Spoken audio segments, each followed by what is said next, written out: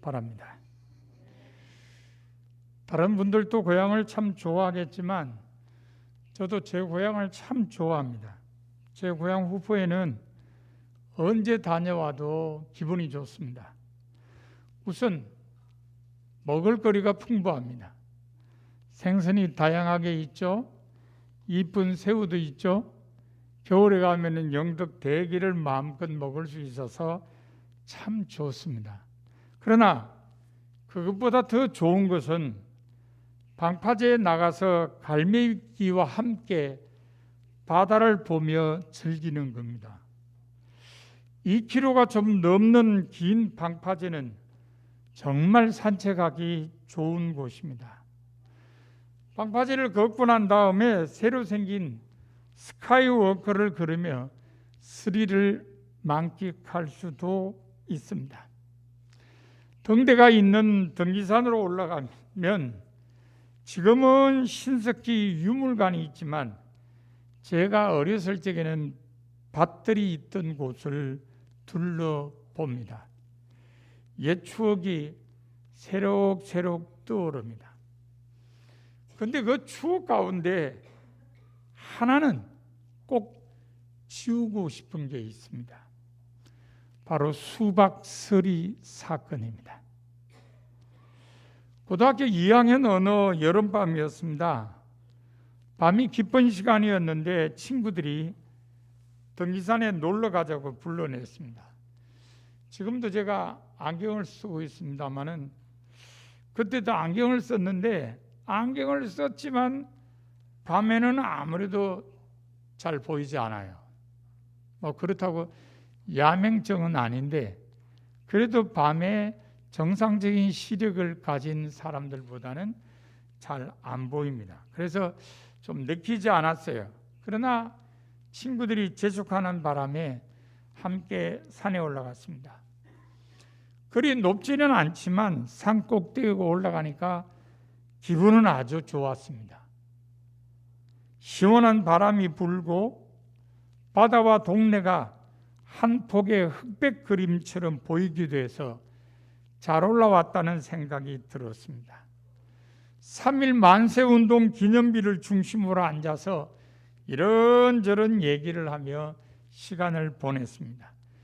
기분이 좋다고 노래를 한 곡 뽑는 친구도 있었습니다.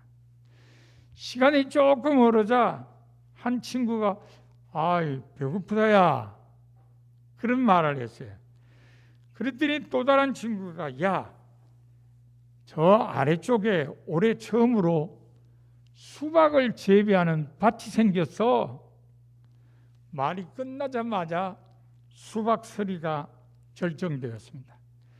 친구들은 모두 일어나서 수박밭으로 향했습니다. 그런데 저처럼 안경을 쓴 친구 또 한 명이 있어서 그 친구하고 저는 멀찍이 떨어져서 따라갔습니다. 사실은 여차하면 빨리 도망가려고 멀찍이 따라갔습니다. 친구들은 금방 눈앞에서 사라졌습니다. 그런데 그때 갑자기 뒤쪽에서 개 짖는 소리가 나더니 후레쉬 불빛이 저희에게로 다가왔습니다. 멀찍이 따라가던 저와 친구는 그 자리에 서서 불빛이 다가오기를 기다렸습니다. 여기서 뭐 하는 거냐? 그렇게 묻는 얼굴을 가만히 쳐다보니까 경찰관이었습니다. 경찰관 두 분이 개 한 마리를 끌고 올라오신 겁니다.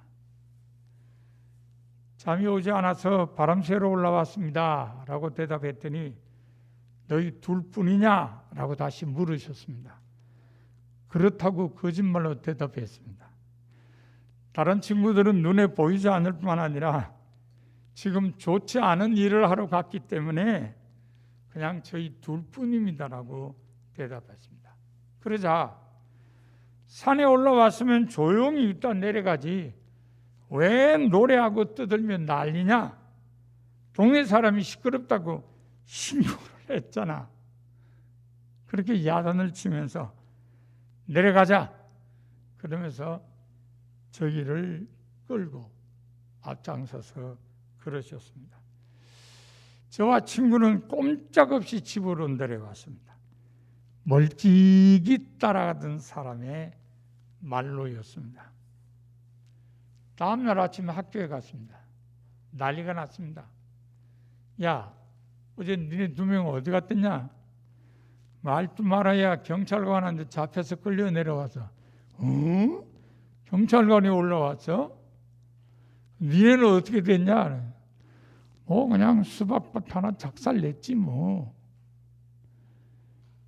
야, 이거 심각한 일이다. 만약 주인이 경찰서에 신고를 하면은 우리 모두 다 난리 난다. 더군다나 저는 상당히 모범생으로 알려져 있었는데, 야, 이거 큰일 났구나. 그러면서 사실은 한 이틀 동안은 마음 졸였어요. 근데 그 주인이 착해서 그런지 신고를 안 했어요. 그리고 그 다음에부터는 아무도 그 등기산에 수박을 심지 않았어요. 애들이 망친다는 거 아니까. 어쨌든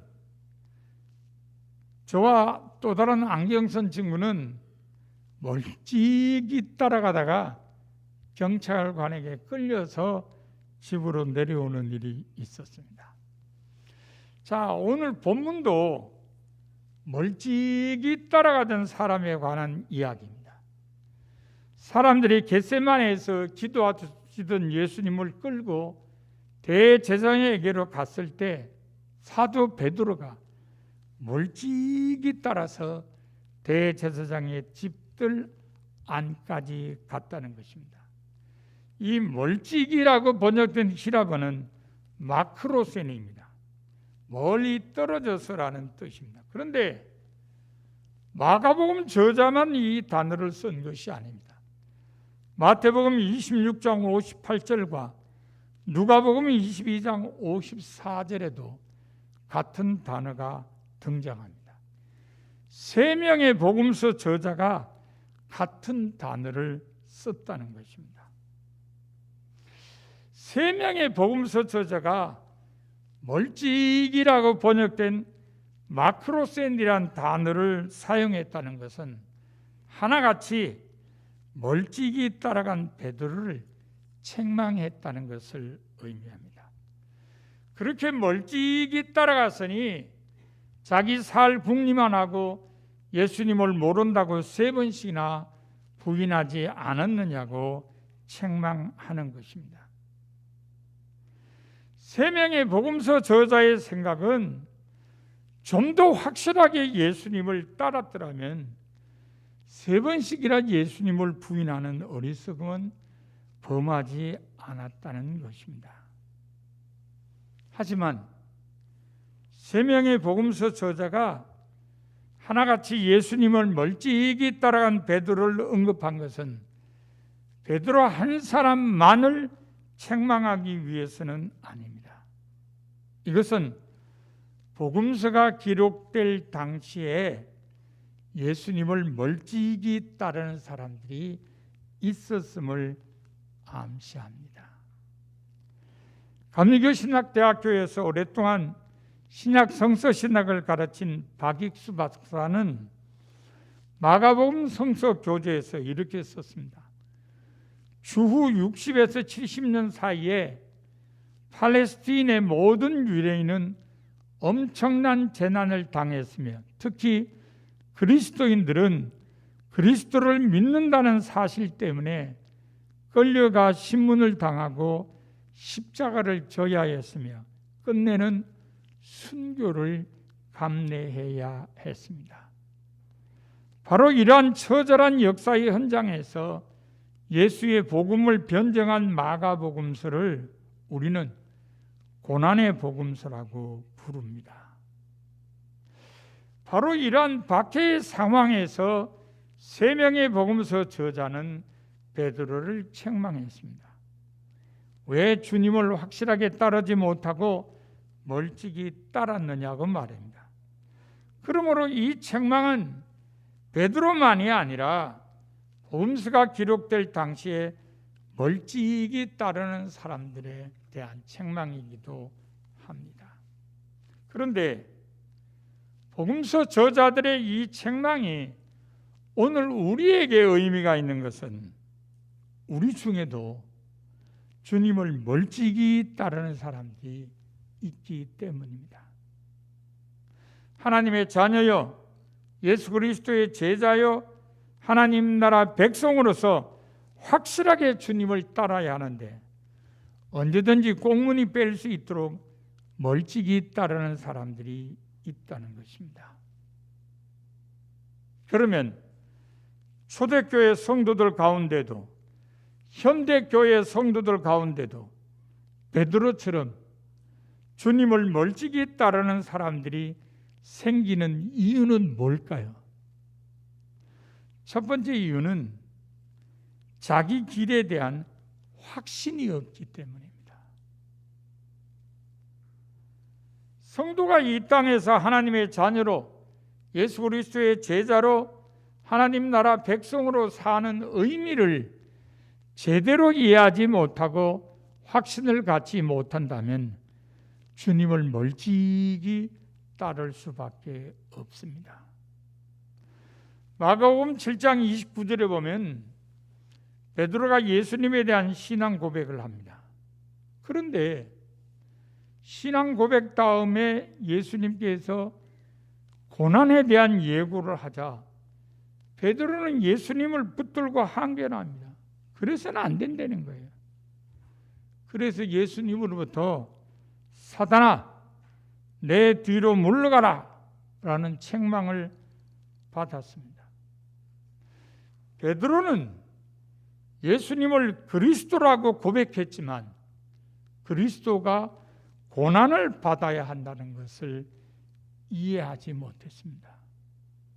그래서 예수님께 항의하다가 사탄으로 몰렸습니다. 후에 베드로는 예수님께서 겟세마네에서 기도하실 때 잤습니다. 대제사장의 여종과 낯선 사람에게 예수님을 모른다고 부인했습니다. 모두 예수님을 제대로 이해하지 못했고 제자의 길에 대한 확신이 없었기 때문에 일어난 일입니다. 그러므로 자기의 길에 대한 확신이 필요합니다. 온전한 구원, 영원한 생명, 그리고 주님께서 주실 상에 대한 확신으로 주님을 따라야 합니다. 그래서 사도 바울은 고린도 후서 13장 5절에서 말하기를 너희는 믿음 안에 있는가? 너희 자신을 시험하고 너희 자신을 확정하라고 했습니다. 스스로 자기 믿음을 점검해보고 확신으로 주님을 따라야 한다는 것입니다. 우리도 마찬가지입니다. 분명한 확신이 필요합니다. 그렇지 않으면 우리도 멀찍이 따라갈 수밖에 없습니다. 주님을 멀찍이 따르는 사람들이 생기는 두 번째 이유는 행함에 대한 자신이 없기 때문입니다. 예수님께서는 모든 사람이 하나님의 뜻에 따라 살기를 요청하셨습니다. 그래서 마태복음 7장 21절에 보면은 나더러 주여 주여 하는 자마다 다 천국에 들어갈 것이 아니요 다만 하늘에 계신 내 아버지의 뜻대로 행하는 자라야 들어가리라고 말씀하셨습니다. 그러므로 성도는 말씀이 요청하는 대로 하나님의 뜻에 따라 구별된 삶을 살아야 합니다. 이렇게 살아갈 자신이 없을 때 주님을 멀찍이 따르게 되는 것입니다. 요한복음 6장 66절에 보면 예수님을 따르던 제자 가운데 많은 사람이 예수님을 떠났습니다. 그리고 다시 예수님과 함께 다니지 않았습니다. 그들은 말하기를 말씀이 너무 어려워서 알아듣지 못하겠다고 했습니다. 그러나 어려운 것은 알아듣지 못하는 게 아니라 말씀대로 살지 못하는 것이었습니다. 그래서 예수님을 떠났습니다. 진리를 알았으면 행해야 합니다. 행함으로 자기 신앙을 고백해야 합니다. 그래서 야고보서 2장 26절에 보면 영혼 없는 몸이 죽은 것 같이 행함이 없는 믿음은 죽은 것이니라고 했습니다. 행함으로 고백하지 않는 믿음은 생명이 없는 믿음이라는 것입니다. 우리도 마찬가지입니다. 자기 믿음을 행함으로 보여주며 주님을 따라야 합니다. 그렇지 않으면 우리도 멀찍이 따라갈 수밖에 없습니다. 주님을 멀찍이 따르는 사람들이 생기는 세 번째 이유는 희생에 대한 각오가 없기 때문입니다. 하나님의 뜻에 따라 행동하며 사는 데에는 여러 면에서 희생이 뒤따르게 됩니다. 예수님 말씀대로 누가 오른쪽 뺨을 치면 왼쪽 뺨도 돌려대어야 합니다. 누가 고소하여 속옷을 가지려고 하면 그 돈도 내주어야 합니다. 누가 억지로 오리를 가자고 하면 심리를 가져오야 합니다. 달라고 하는 사람에게 주고 꾸려고 하는 사람에게 물리치지 말아야 합니다. 그러므로 예수 그리스도의 제자가 된 사람들은 언제나 희생이 전제되는 삶을 살아야 합니다. 이렇게 살 자신이 없을 때 주님을 멀찍이 따르게 되는 것입니다. 마가복음 10장에 보면 어떤 사람이 예수님께 달려와서 그 앞에 무릎을 꿇고 선한 선생님이여 내가 무엇을 하여야 영생을 얻으리까라고 물었습니다. 예수님께서는 먼저 계명을 지켜야 한다고 말씀하셨습니다. 이 사람은 계명을 어려서부터 다 지켰다고 했습니다. 그러자 예수님께서는 이 사람을 사랑스럽게 여기시며 말씀하시기를 가서 네게 있는 것을 다 팔아 가난한 사람들에게 주라. 그리하면 하늘에서 보화가 네게 있으리라. 그리고 와서 나를 따르라고 했습니다. 하지만 이 사람은 울상을 짓고 근심하며 떠나갔습니다. 재산이 많았기 때문입니다. 영광을 얻기 위해서는 희생이 따라야 합니다. 희생이 따르지 않으면 영광도 얻을 수 없습니다. 그래서 요한복음 12장 24절에 보면 예수님께서 말씀하시기를 하늘의 밀이 땅에 떨어져 죽지 아니하면 하늘 그대로 있고 죽으면 많은 열매를 맺느니라고 했습니다. 우리도 마찬가지입니다. 희생을 각오하고 주님을 따라야 합니다. 그렇지 않으면 우리도 멀찍이 따라갈 수밖에 없습니다. 그러면 주님을 확실하게 따르기 위해서는 어떻게 해야 할까요? 우선 주님을 알아야 합니다. 베드로후서 3장 18절에 보면 오직 우리 주 예수 그리스도의 은혜와 그를 아는 지식에서 자라가라고 권면했습니다. 예수님을 따르는 사람들이 마음에 새겨야 할 권면입니다. 백석대학교에서 신약 성서신학을 가르치는 최영삼 박사는 베드로후서 2회라는 책에서 그 구절을 이렇게 번역했습니다. 여러분은 우리 주요 구주이신 예수 그리스도를 알므로써 오직 그 은혜 안에서 자라가십시오. 예수 그리스도를 안다는 것의 중요성을 강조한 번역입니다. 최영삼 박사는 이 책에서 예수 그리스도를 안다는 것은 신적 성품에서 자라남을 의미한다고 설명했습니다. 성도의 신적 성품이 자라는 길은 예수 그리스도를 알므로서만 가능하다는 말입니다. 그러므로 우리는 주님을 확실하게 따르기 위해서 주님을 알아야 합니다.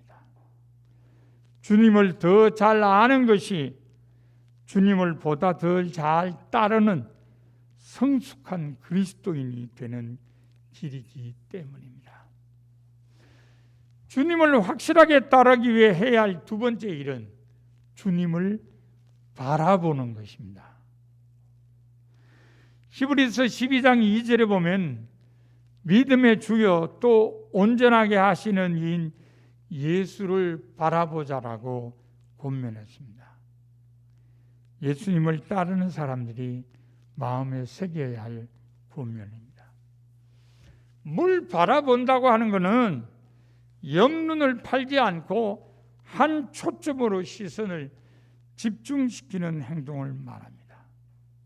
그러면 이런 행동은 주로 언제 나타날까요? 언제 한눈 팔지 않고 딱 집중할까요? 가장 먼저 사랑할 때 나타납니다. 사람이 누군가를 사랑하게 되면요, 그 사람에게서 눈을 못 댑니다. 눈이 항상 그 사람에게 가 있어요. 만나면 헤어지려고 하지 않아요. 헤어지면 볼 수 없기 때문입니다. 바라본다고 하는 것은 사랑한다는 거예요. 바라보는 행위가 나타나는 두 번째 경우는 바라보는 대상에게 소망을 주는 때입니다. 사람이 무언가에게 소망을 주게 되면 그 대상을 자꾸 바라보게 됩니다. 옛날에 비가 오지 않으면 뭘 했죠? 옛날 사람들, 기독교인들 말고 기우제를 드렸죠. 자, 기우제를 드릴 때 뭘 자꾸 쳐다보죠? 하늘을 쳐다보죠. 맞습니다. 하늘에 소망을 두고 기우제를 드렸기 때문에 하늘을 계속 바라보는 거예요. 바라보는 행위는 이처럼 대상에게 소망을 줄 때도 바라본다는 겁니다. 바라보는 행위가 나타나는 세 번째 경우는 본받으려고 할 때입니다. 본받으려고 할 때. 사람이 누군가를 본받고 싶으면 그 사람에 대해서 열심히 연구합니다. 그리고 흉내도 많이 냅니다. 그런데 그렇게 하려면 그 사람을 바라보아야죠. 직접 실물을 바라보든지 동영상을 통해 바라보든지 어쨌든 바라보아야 합니다. 그래야 본받을 수 있습니다. 이처럼 무엇을 바라본다는 것은 그 대상을 사랑하고 그 대상에 소망을 두며 그 대상을 본받는다는 의미가 담겨져 있습니다. 예수님을 바라본다는 게 그렇습니다. 우리가 예수님을 바라본다는 것은 예수님을 사랑하고 예수님께 소망을 두며 예수님을 본받는다는 것을 의미합니다. 그러므로 우리는 주님을 확실하게 따르기 위해 예수님을 바라보되 예수님을 사랑하고 예수님께 소망을 두며 예수님을 본받아야 합니다. 이처럼 확실하게 주님을 따르기 위해서는 먼저 주님을 알아야 합니다. 그리고 주님을 바라보아야 합니다. 사랑하는 성도 여러분, 오늘 3명의 복음서 저자가 여러분에게 묻습니다. 여러분은 주님을 어떻게 따르느냐고 말입니다. 멀찍이 따르고 있는지 아니면 확실하게 따르고 있는지 묻는 것입니다. 여러분은 어떻게 대답하시렵니까? 제자의 길에 대한 확신도 없고 행함에 대한 자신도 없으며 희생에 대한 각오도 없기에 멀찍이 따른다고 대답하시겠습니까? 아니면 주님을 알고 주님을 바라보면서 확실하게 따른다고 대답하시겠습니까? 지금 여러분의 대답이 어떠하시든지 올 한 해 여러분은 주님을 확실하게 따르는 성도가 되셔야 합니다. 여러분 모두 올 한 해 주님을 알고 또 주님을 바라보면서 주님을 확실하게 따르는 성도가 다 되시기를 바랍니다.